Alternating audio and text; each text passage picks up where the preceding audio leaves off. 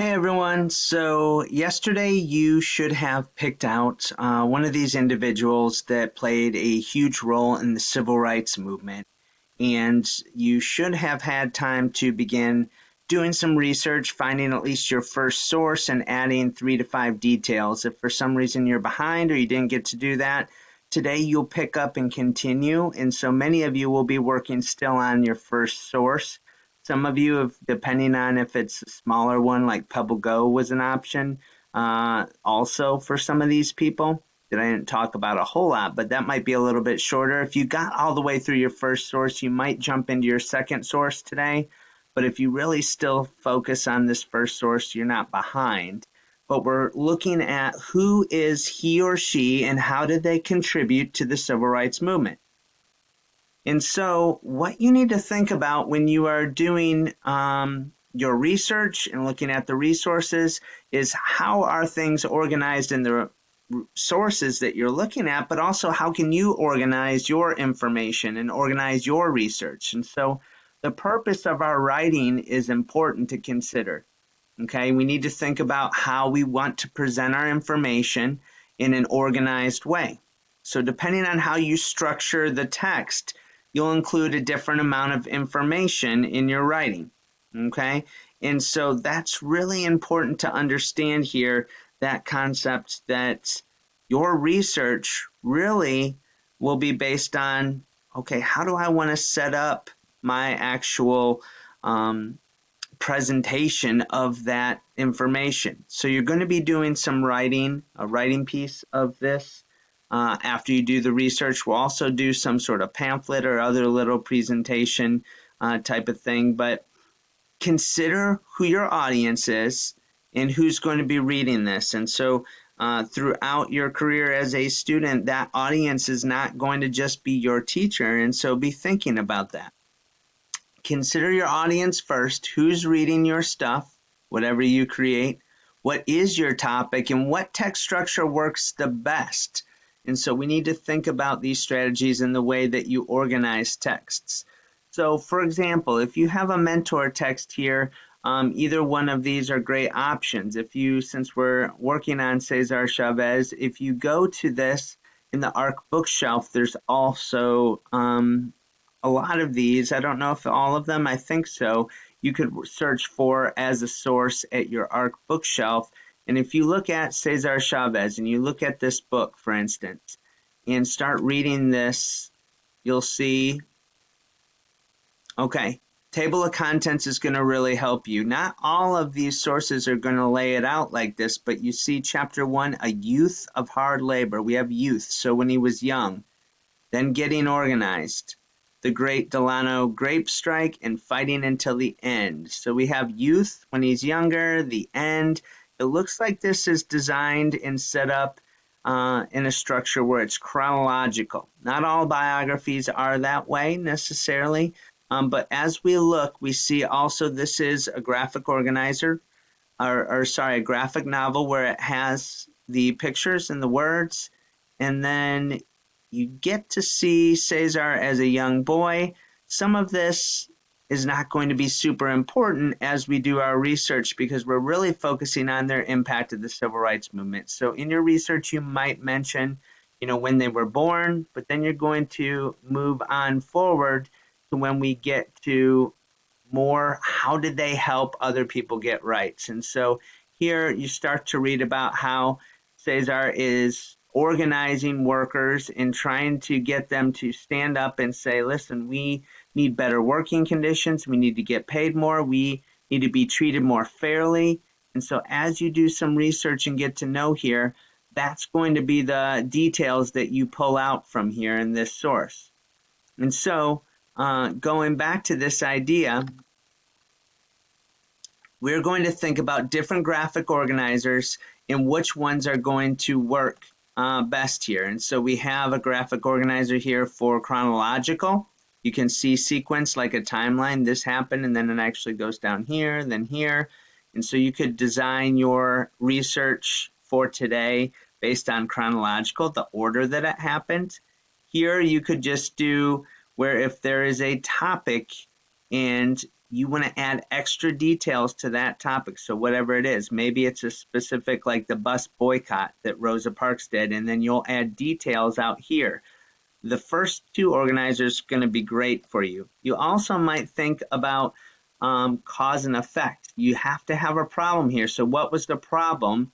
And if you do your research, maybe it was something related to Martin Luther King Jr. and the problem that he tried to solve. There were some causes or some things that led to the problem, and then the effects of the impact of his work. And so maybe you use this graphic organizer, or just comparing and contrasting too. So we did that in reading with comparing and contrasting. That might not fit with your writing research today, but that's another possible organizer. And then here we have the problem, and it looks like choices that characters made, but it also could be in real life. When we talk about nonfiction, we talk about the lives of these people. What was the problem, and what did they choose to do to help that problem move and work towards the solution down here? And so once again, Martin Luther King Jr. had several strategies to try to peacefully protest, and what were the pros and cons of doing it that way, and what was the result. And so you could organize things that way with your organizer. So today you're going to select one of these organizers and take notes. You could continue with the source or the book you were using yesterday, or move on to source 2 if you really found a lot of information. So what I'm going to do is show you the setup with our ELA page. Here are the slides to this presentation if you need to go back and double check.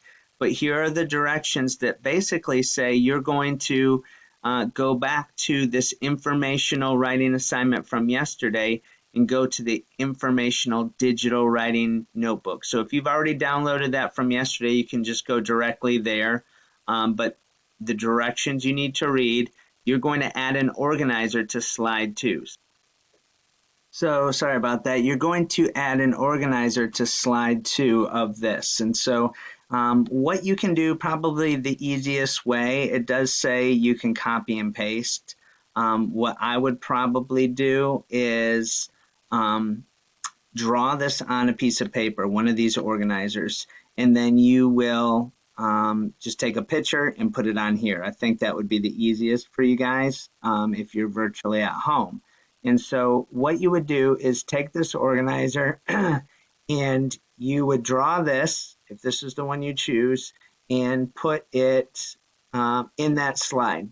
For me, I have mine that's editable. This is my version. Yours might not be like this. And so what I would do is, if I were writing and I had this, you could always snip a tool and take a picture of this and do this, but I think that would be a lot of work. I would do this on a piece of paper and then put that picture into the slide.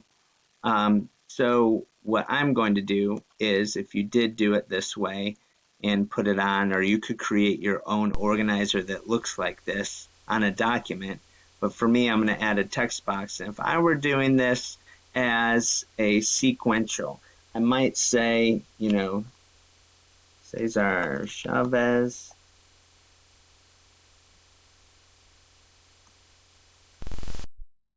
was born this time, you know, he grew up,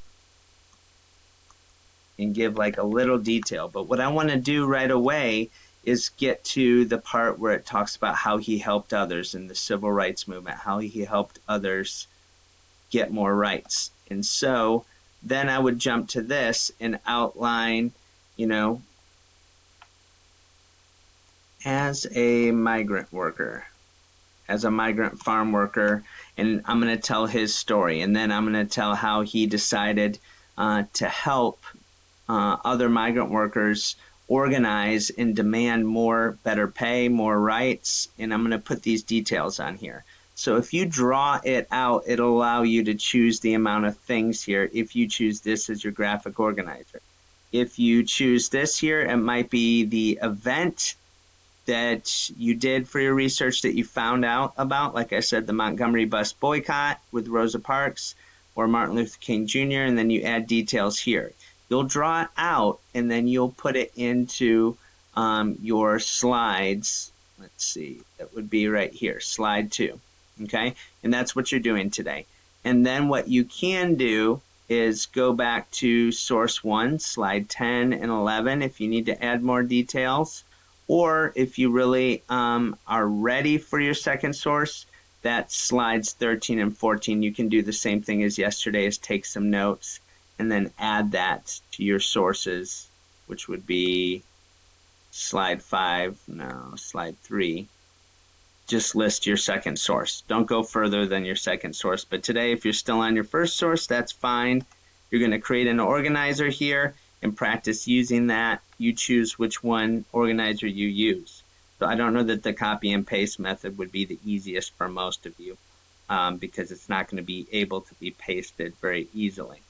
Either way, with your research, hopefully you are able to get details that are focusing on how these individuals, you choose your one individual, how they impacted the lives of others during the civil rights movement.